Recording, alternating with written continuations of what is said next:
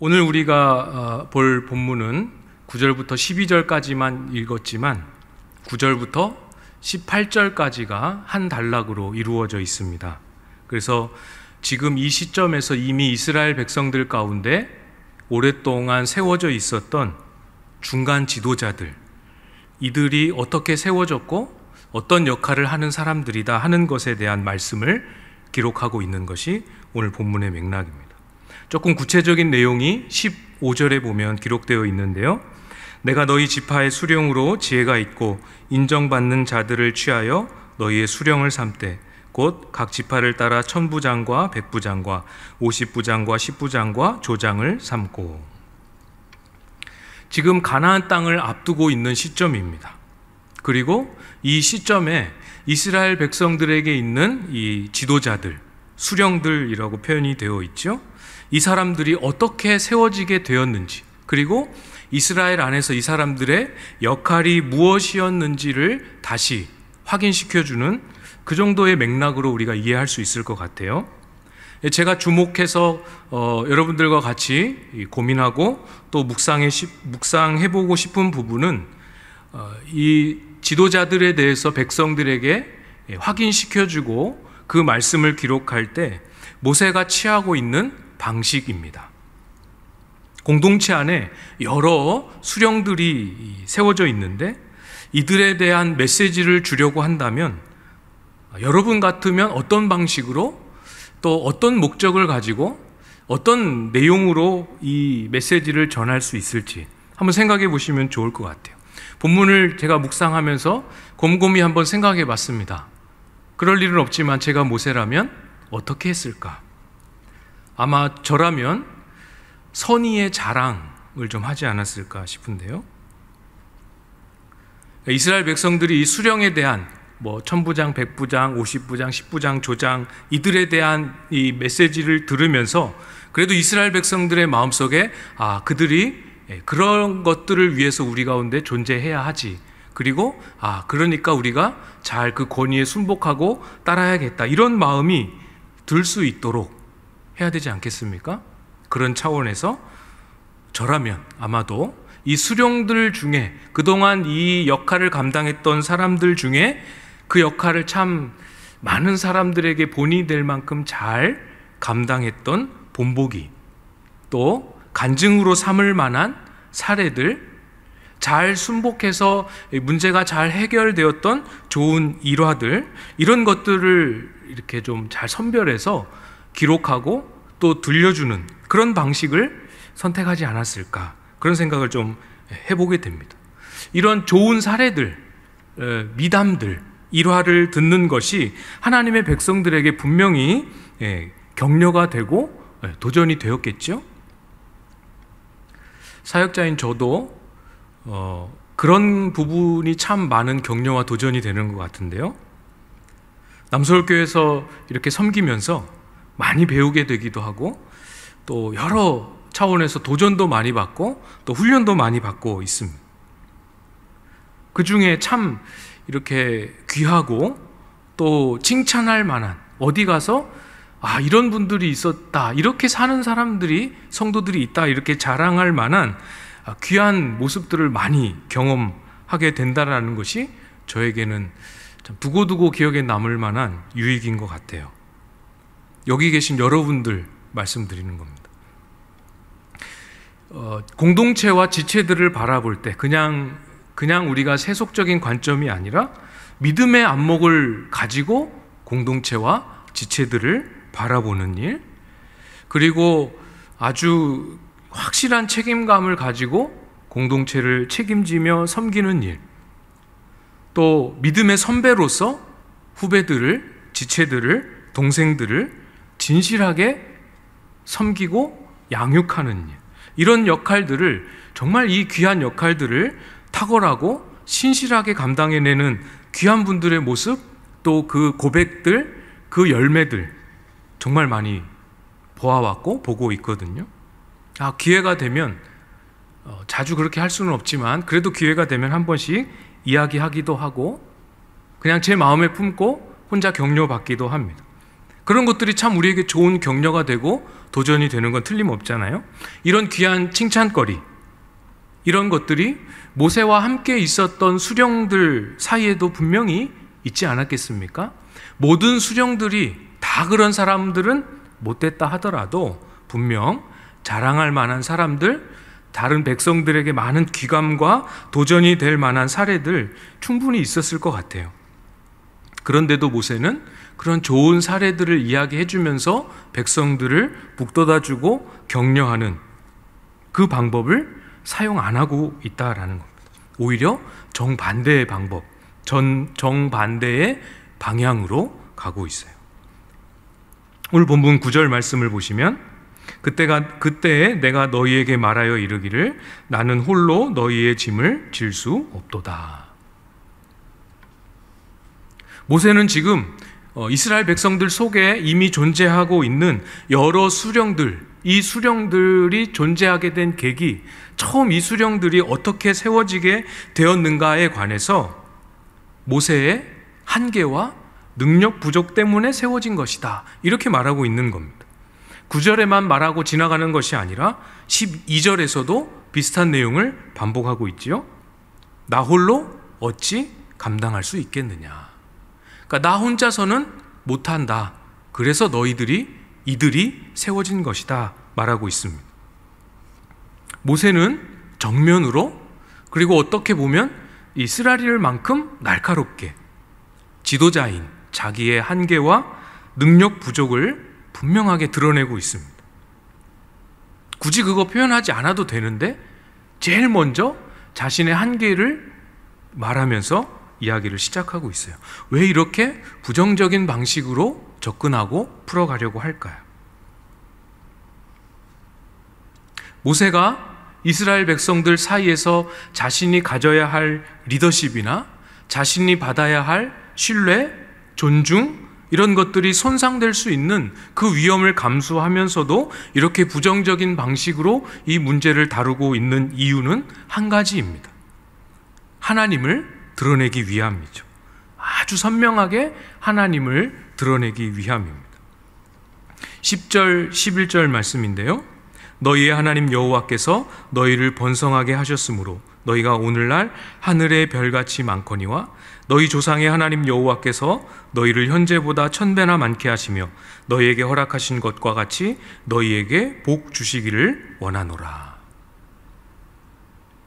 이스라엘 백성들 사이에 발생하는 세세한 목소리를 듣는 일, 이것을 모세 혼자서는 더 이상 감당할 수 없을 만큼, 그리고 그렇기 때문에 그 중간중간에 다양한 종류의 지도자들, 수령들을 세우지 않으면 안 될 만큼 이스라엘의 규모가 커진 것, 그것이 하나님의 일하심 때문이다 라고 고백하고 있는 거죠.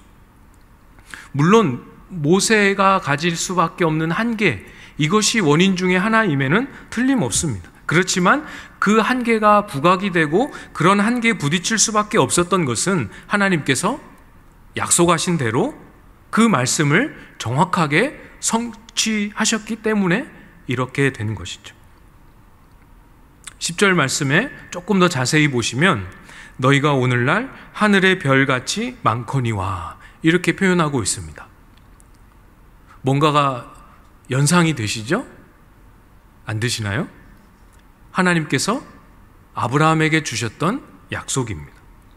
창세기 15장에서 쪼갠 짐승들을 벌려놓고 그 사이로 횃불이 지나가는 그 언약과 함께 하나님이 아브라함에게 주신 약속 중에 하나예요. 창세기 15장 5절에 그를 이끌고 밖으로 나가 이르시되 하늘을 우러러 무뼈를 셀 수 있나 보라. 또 그에게 이르시되 내 자손이 이와 같으리라. 10절 말씀에서는 뭘 지금 보여주고 있는 겁니까? 아브라함에게 하나님이 주셨던 자손에 관한 약속이 정확하게 성취되었다라는 사실을 선포하고 있는 겁니다. 이스라엘 백성들이 이 사실을 깨달았는지 깨닫지 못했는지와 상관없이, 깨달았으면 어느 정도 그것을 실감나게 가슴 깊이 느끼고 있는지와도 상관없이, 그리고 모세가 무엇을 느끼고 무엇을 고백하고 있는지와도 상관없이 그 모든 것과 상관없이 광야의 이스라엘 공동체는 하나님이 주셨던 그 언약의 장엄한 성취가 이루어진 그 현장에 서 있다라는 사실입니다. 이것이 모세와 이스라엘의 현주소였던 거죠. 그러니까 지금 모세가 말하고 싶은 바, 모세가 이스라엘 백성들에게 확인시켜주고 싶은 바는 내가 뭘 잘한다, 내가 뭘 잘 못한다, 여기에 있는 것이 아님을 우리는 알 수 있죠. 지금 그리고 여기에 그들 앞에 계시는 하나님이 어떤 모양으로 일해 오셨고 어떻게 결과를 맞이했으며 어떻게 하나님이 일하여 나가실지를 보여주는데 관심과 목적이 있는 것입니다. 이스라엘 백성들의 모습을 생각해 보자면 많은 말들을 할 수 있을 것 같아요. 이제까지 이스라엘이 보여주었던 그 역사의 증거, 역사에서 보여주었던 이스라엘의 모습들이 어떠했습니까? 얼마나 많은 실패와 또 넘어짐의 역사를 얼마나 많이 반복했습니까? 그런 실패와 넘어짐의 역사가 아무리 많이 이스라엘의 과거 속에 있었다 할지라도, 그래서 이스라엘 백성들이 가나안에 들어가서의 삶을 예상하고 꿈꿔볼 때 소망도 틀림없이 있지만 과연 얘네들이 하나님만 섬기는 삶 제대로 할 수 있을까 하는 걱정과 우려가 앞서는 그런 이스라엘 백성들의 모습이라 할지라도 이스라엘이 가지고 있는 현재, 이스라엘이 소유한 오늘의 가치는 지금 그들이 하나님의 약속이 성취되는, 하나님의 약속의 말씀이 이루어지는 그 자리에 서 있다라는 사실, 그리고 그것을 얼마나 제대로 알고 깨닫느냐라는 데에 오늘의 가치가 있다라는 사실입니다. 우리에게도 좀 적용해 볼 수 있겠죠? 적용하는 차원에서 여러분에게 질문을 좀 드려보겠습니다. 질문에 마음속으로 한번 대답을 해보시면 좋을 것 같아요. 여러분은 어떤 것을 다른 사람들보다 더 쉽고 능숙하게 잘 해내십니까? 어떤 재능과 은사를 가지고 계시나요? 대답하셨습니까? 반대로 여러분에게는 어떤 연약함과 부족함, 상대적인 한계를 가지고 계시나요? 지난날의 삶을 돌이켜볼 때 여러분에게는 과거에 반복되었던 실패, 어떤 것들이 제일 먼저 떠오르시나요? 앞으로의 여러분의 삶을 생각할 때 제일 먼저 예상되는 반복되는 실패, 앞으로 내가 넘어질 것 같은, 또 넘어질 것 같은, 제일 먼저 떠오르는 것, 어떤 것들이 있으신가요? 다 하나하나 대답해 보셨습니까? 그리고 여러분이 답하셨던 그런 종류의 것들 하나하나가 지금 여러분에게, 여러분의 마음에, 여러분의 삶에, 여러분의 결정과 판단에 얼마나 큰 비중을 차지하고 계시는가요? 성도님 여러분, 부탁드립니다. 방금 드렸던 그 모든 질문들은 이제 다 한쪽으로 밀쳐두시고 제가 드릴 새 질문 앞에 서 보셨으면 좋겠어요. 나에 대해서 말할라 치면 잘하는 거든 잘못한 거든 이것저것 여러 가지 많이 말할 수 있지만, 그렇지만 그런 나에 대해서 내가 뭐라고 생각하고 말하는 거 말고 그런 나에 대해서 하나님은 뭐라고 말씀하시는가, 그런 나에 대해서 복음은 뭐라고 선포하고 있는가, 하나님은 그런 나를 어떻게 이끌어가고 계시는가, 이 질문 앞에 서 보시기를 부탁을 드립니다. 방금 제가 새 질문이라고 말씀드렸던 이 질문들에 대해서 명확한 답이 여러분 마음속에 떠오르고 확인이 되고 분명하게 고백이 될 때, 그럴 때 우리의 마음이 평안하고 우리의 마음이 상황과 상관없이 감사할 수 있는 것이고, 앞으로 일하실 하나님에 대한 더 깊은 신뢰가 거기에서 생겨나는 것이죠. 반대로 지금 말씀드렸던 이 질문들, 그런 나를 하나님은 뭐라 말씀하시며 복음은 뭐라고 선포하고 있으며 하나님은 그런 나를 어떻게 이끌고 계시는가 하는 이 질문에 대한 답이 불확실해져 가고, 그러면서 지금 나와 함께 하시는 하나님, 그리고 지금 나를 여전히 신실하게 책임지시고 인도하시는 그 하나님을 조금씩 놓치기 시작할 때, 그럴 때 어떻습니까? 세상에 없었던 것 같았던 모든 불안과 염려, 좌절과 낙심이 찾아오게 되지 않습니까? 여러분이 살고 있는, 우리가 가지고 있는 오늘, 이것이 의미가 있고 가치가 있고 내일을 기대할 수 있다면 그 유일한 근거와 이유는 오늘 나를 신실하게 붙드시고 인도하신 하나님 때문이다. 같은 마음으로 여러분 고백하실 수 있으시지요? 고백할 수 있어야 합니다. 그래야 우리는 이 세상에 수많은 유혹들, 그리고 수많은 위협들 속에서 길을 잃어버리지 않을 수 있어요. 11절을 보시면 우리가 보았던 10절과 공통점도 있고 차이점도 있습니다. 11절에 보시면 중간쯤에 너희에게 허락하신 것과 같이 이렇게 말씀합니다. 원문의 단어의 의미를 살려서 직역을 하면 너희에게 말씀하신 것과 같이입니다. 그래서 다른 번역의 많은 번역본들은 개역개정에서 허락이라고 번역한 그것을 약속 이렇게 번역을 했더라고요. 약속이라고 번역하는 게 훨씬 더 괜찮아 보이는 것 같습니다. 그러니까 11절에서도 여전히 말씀하시고 약속하신 것을 이루시는 하나님을 붙들고 고백하고 있는 내용이에요.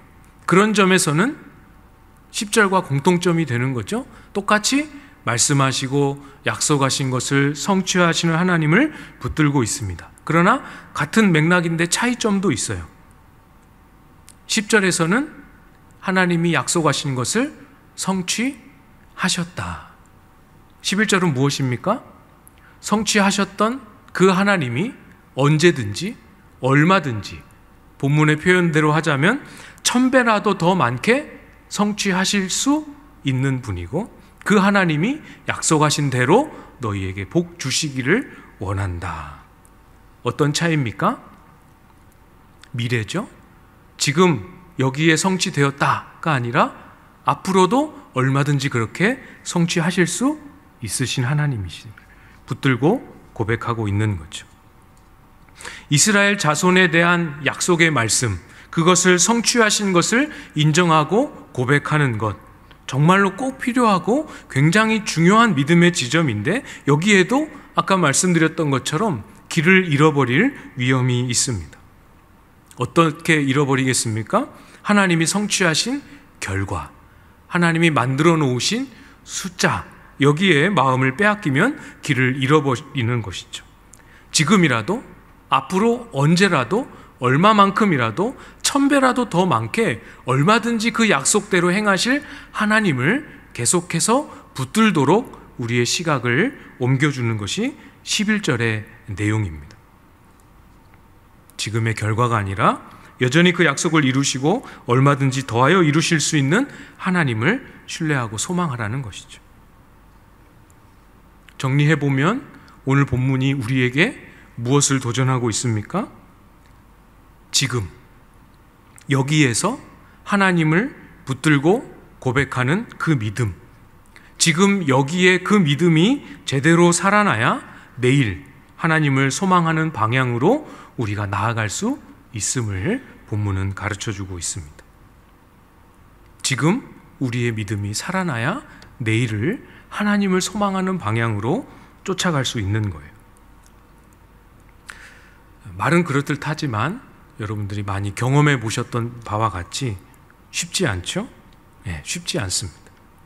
그렇기 때문에 저와 여러분이 할 수 있는 모든 경건의 훈련과 신앙의 연단과 영적인 노력을 여기에 초점을 두고 고정을 해두어야 합니다. 지금 또 오늘 나를 향하시고 또 나를 다루시고 인도하시는 그 하나님을 발견하는데 우리의 모든 노력을 다 기울여야 하는 거죠. 그 힘, 하나님을 찾고 붙들고 고백하는 힘이 우리 안에 길러지도록 노력해야 합니다. 막연하게 지금 내가 가지고 있는 한계와 약함이 언젠가 되면 좋아지고 개선이 되겠지. 지금 내가 내 주변에 있는 상황과 조건과 환경이 언젠가 되면 좀 좋아지지 않겠는가라는 것을 막연하게 기다리는 것은 우리의 신앙에 전혀 도움이 되지 않습니다. 우리의 한계가 개선되는 것이 우리를 하나님께 인도해 주는 길이 아니고, 우리의 조건이나 상황이 달라지는 것이 우리를 하나님께로 인도하는 길이 아님을 너무 잘 알고 계시죠? 오늘을, 지금 내가 당면한 이 현실 안에서 하나님을 붙드는 믿음을 살려내야 내일도 소망 가운데 살아갈 수 있는 길이 열리는 겁니다. 모세에게도 쉽지 않았던 때가 있었어요. 그런 걸 보면 저나 여러분이나 우리가 무슨 특별한, 내가 더 나빠서라기보다 하나님의 은혜 없는 자연 상태에 우리의 모든 본성이 그러하기 때문에 이 길은 쉽지 않은 것 틀림없는 것 같습니다. 여러분 잘 아시는 것처럼 출애굽기 3장에서 모세는 호렙산에서 불붙는 떨기나무 앞에서 하나님을 만나게 됩니다. 그리고 부름을 받게 되죠. 근데 그때 당시에 모세는 그때 기준으로 지금 여기에, 그러니까 자신을 이스라엘 백성을 애굽에서 인도하여 낼 인도자로 부르시는 그 하나님을 그대로 받고 인정하고 붙들기 너무너무 어려웠던 것 같아요. 자신을 부르시는 하나님이 누구시며 그 하나님이 어떤 하나님이신지, 그리고 어떻게 인도를 하실지 다 말씀해 주셔도 모세의 마음은 그 하나님을 딱 붙들지 못하고 있습니다. 그래서 출애굽기 3장 11절에서 모세는 이렇게 고백하죠. 모세가 하나님께 아뢰되 내가 누구이기에 바로에게 가며 이스라엘 자손을 애굽에서 인도하여 내리이까. 내가 누구이기에 라고 질문하고 있죠. 지금 자신을 부르시는 하나님이 아니라 부름을 받고 있는 자기 자신에게 여전히 마음이 온통 빼앗겨 있는 거 보이시죠? 지금 여기에서 나에게 다가오시고 말씀하시고 임재하시는 그 하나님을 제대로 발견하고 붙들지 못하면 그 다음에 나오는, 그 뒤이어 나오는 하나님의 어떤 약속도, 어떤 말씀하심도, 능력 주심도 모세의 마음에 소망으로 살아나지 못하게 됩니다. 길을 잃고 제대로 찾지 못하는 거예요. 그래서 출애굽기 4장 10절에 보면 모세가 또 이렇게 말합니다. 모세가 여호와께 아뢰되 오 주여 나는 본래 말을 잘하지 못하는 자니이다. 주께서 주의 종에게 명령하신 후에도 역시 그러하니 나는 입이 뻣뻣하고 혀가 둔한 자니이다. 주목하셔야 될 표현은 주의 종에게 명령하신 후에도 역시 그러하니. 먼저 읽어드렸던 출애굽기 3장 11절과 지금 방금 읽어드렸던 출애굽기 4장 10절 사이에는 하나님이 받아들이고 붙들지 못하는 모세에게 답변도 주시고요, 설득도 해주십니다. 무엇을 어떻게 하면 되는지도 말씀해 주시고 어떤 일들이 일어나게 될지도 다 말씀해 주십니다. 심지어는 그래도 정리가 안 되자 이적을 행하는 능력까지도 모세에게 주셨습니다. 그렇게 했는데도 불구하고 그래도 여전히 말 못하는 자라는 한계를 넘어서서 이 사명을 감당하게 하실 하나님에 대한 신뢰와 소망이 모세의 마음에 살아나지 못하고 있어요. 보이시죠? 지금 우리가 살펴보았던 신명기 1장에서의 모세, 그리고 그 본문에 나타나는 모세의 고백이 처음부터 자연스럽게 만들어진 고백과 안목이 아니다라는 사실입니다. 이 말씀에 비추어서 우리가 오늘 말씀을 정리하면서 하나님 앞에서 우리가 이 말씀을 따라 어떻게 기도하면 좋을지 간구의 제목으로 정리를 하면서 마무리하면 좋을 것 같습니다. 지금 여기에 찾아오시고 지금 여기에서 말씀하시는 그 하나님, 그리고 하나님의 말씀하시는 그 내용이 아무리 사소하고 작아 보인다 할지라도 그거 하나하나를 생명처럼 귀하게 여기고 나의 온 마음으로 그것을 잘 받아들이며 붙들 수 있도록 하나님 도와주십시오. 이렇게 기도하셨으면 좋겠습니다. 지금 여기에서 내가 경험하는 것, 내가 느끼는 것, 내가 나에 대해서 판단하는 그 무엇보다도 복음이 나에 대해서 선포하고 판단하고 말씀하시는 것이 내 마음을 더 강력하게 채울 수 있도록 하나님 도와주십시오. 내가 할 수 있을지 할 수 없을지, 가능한지 불가능한지, 나에게 얼마나 유익이 될지 그렇지 못할지를 계산하고 염려하는 것보다 여기에 하나님의 인도하심이 어떻게 펼쳐질지를 갈망하고 소망하는 일에 내 마음이 더 많이 기울 수 있도록 하나님 도와주십시오.